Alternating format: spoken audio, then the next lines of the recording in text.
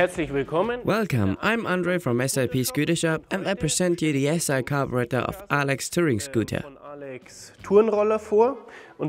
For this I have invited an expert, Andreas Marxen from the beautiful city on the Rhine, from Cologne. Hello everybody.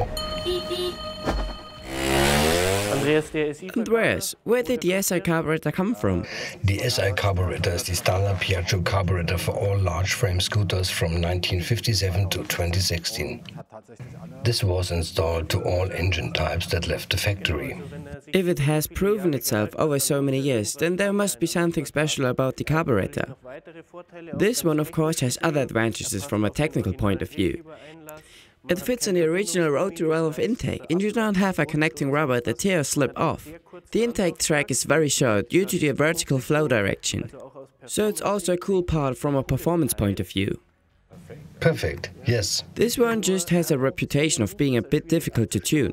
But I think we'll get it right today, don't you? Yes, I think we can handle on that. I am excited. That's what we're here for.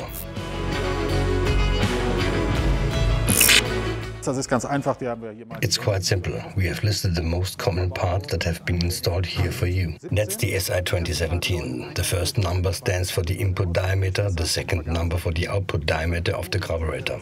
For this purpose, a venturi intake manifold is integrated. This is a carburetor for the oldie models. Then there was the standard 2020 and the 2424. A special case is the T5 carburetor with a diameter of 26 mm, which is a bit flatter in design and therefore suitable for larger air filters. Andre will tell you something about this in a moment. This is the final stage in the current SI carburetor development, a 2828 carburetor from Pinasco. The internal structure is identical everywhere, but the size of the inner diameter varies. A guy from Cologne, who's not only well versed in carburetors, has invented a 22 sleeve. You can slide it into a 24 carburetor.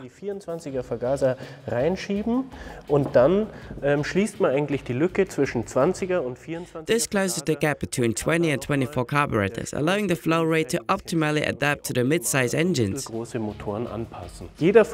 Each of these carburetors is actually installed in the same periphery. It's always a carburetor pan that has this part in it. The first component to be placed on it is the air filter. Piaggio started with very small air filters for the oldie models. Then they got bigger. For example, for the 200 models, the T5 had the largest air filter. This is the one. It's a very high-quality air filter. You can get it here at SIP Scooter Shop. That's why we had it reproduced. Inside, a small venturi can already be seen, which is therefore also very streamlined. If you want to be very true to the original, this one is actually the highest grade in the air cleaner range on the SI carburetor. If you want to go beyond that, you will usually use a venturi funnel these days. It is always housed in a so-called airbox, or a cover that is as large as possible. The air filtration itself takes place in front of the carburetor casing, either in the frame or as here for example by Polini, which is connected outside.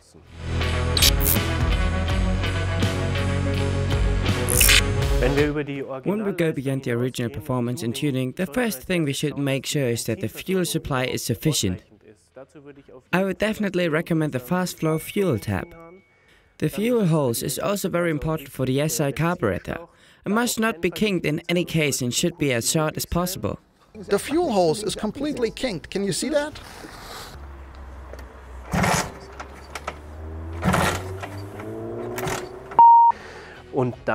On the carburetor itself, it determines the float cover with this hole. How much gasoline flows into the float chamber of the carburetor.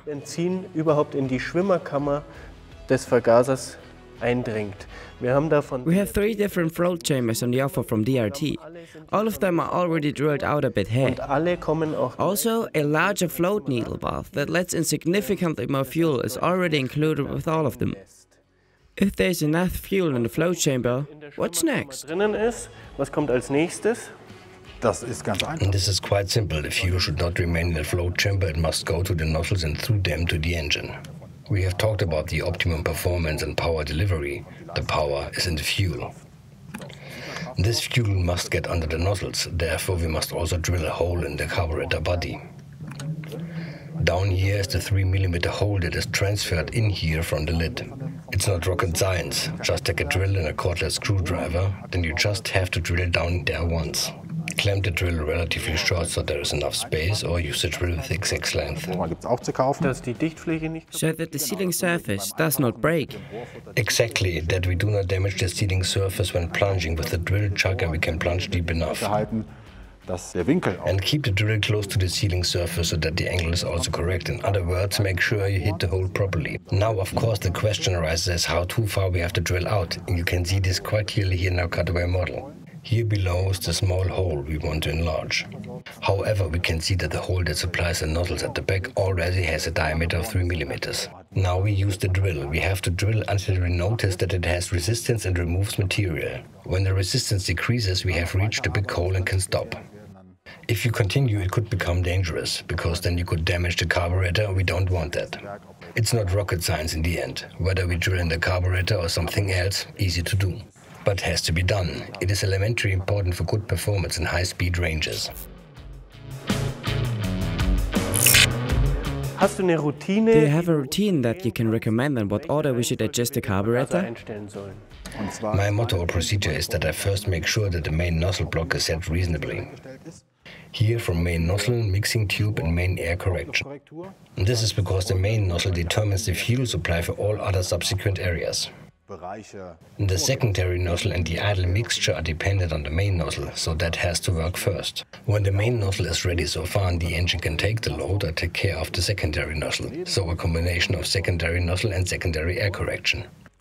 If I also have the low speed range well under control, then I take care of the alignment from the secondary nozzle to the main jet. And this is done here via the various flat slides with different cutaways. Whether the standard versions of the products I have developed remains up to each, that depends on the engine. So we have these 6 different elements of the carburetor, each made in countless variations. So we can find a completely perfect carburetor setting for any individual tuning setup.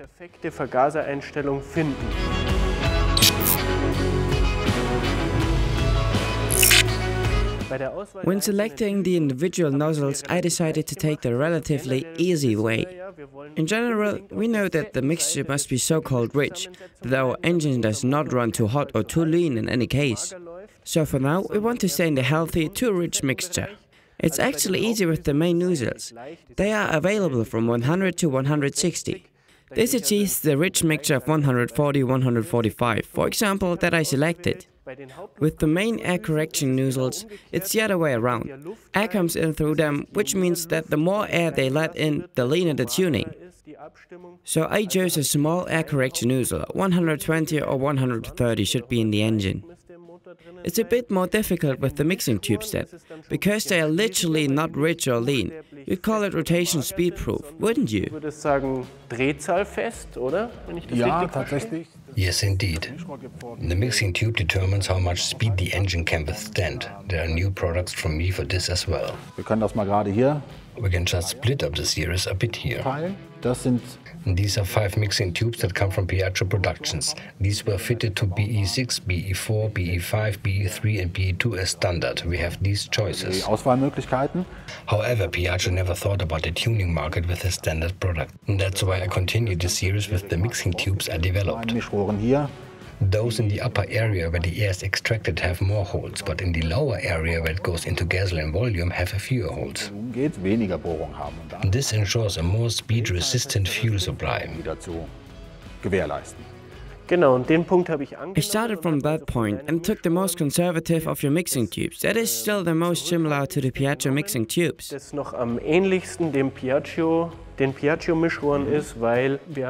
We still have a very conventional setup with a rotary valve and rather small displacement increase. For the secondary nozzle, I did the same thing as for the main nozzle and the main air correction.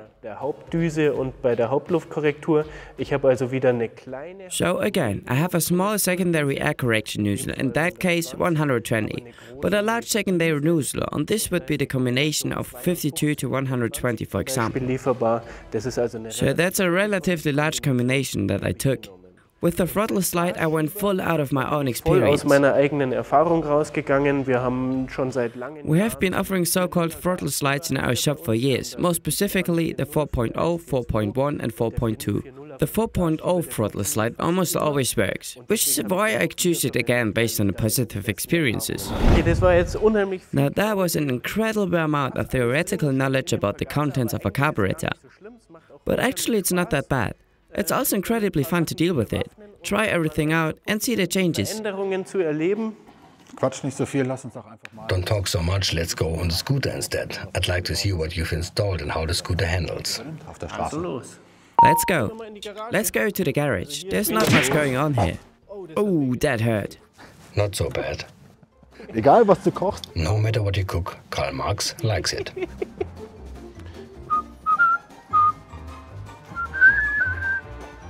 Ich hab sie. Got it. Probier mal. Test it. The gas tank is pretty empty.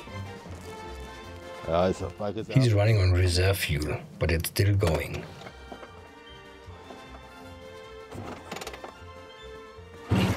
You'll probably have to do a lot of pedaling there.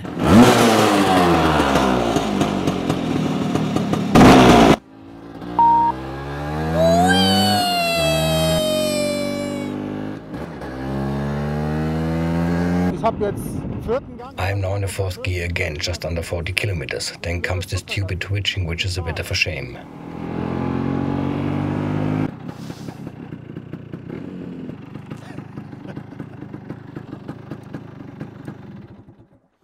Anspringverhalten ist gut.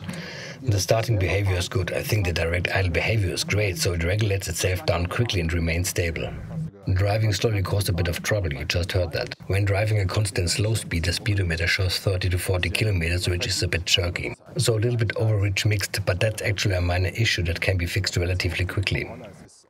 The whole scooter looks a bit unspectacular, it just looks like a Vespa. The quick throttle responding and the fast reviving up are amazing. Kommt super gut. Die hängt konstant. The scooter rides great, has very short response time and has a nice smooth power delivery. Maximum speed and maximum RPM can't be tested right now. Das müsste man dann mal so sich mal rausfahren. We would have to drive further out now to test how it reacts at full throttle and what the temperature on the digital speedometer shows.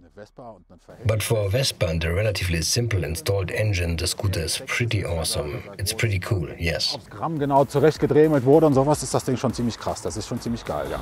Ich bedanke mich. Thank you for your help, for coming especially for the video, as well as for advice beforehand. Für deine Beratung im Vorfeld. Ich möchte auf deinen Herewith, I would like to refer to your YouTube channel, Lomax and Vespa, as well as to your Facebook page, where you can be found easily. Kann man dich leicht finden. Es würde mich freuen. I would be happy if you have already saved our tutorial playlist and subscribed to our YouTube channel, and also activate the bell. Knopf. Lasst euch Get notified when the next episode goes online. And this one we finally put Alex Scooter to the test, because it's about time. Zeit. Bis bald. Auf Wiedersehen. See you soon. Goodbye. Until then, take care.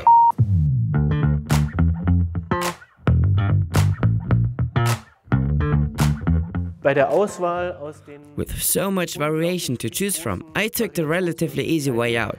habe ich es mir relativ leicht gemacht. Also generell muss man ja So in general, you have to get relatively fat. Soll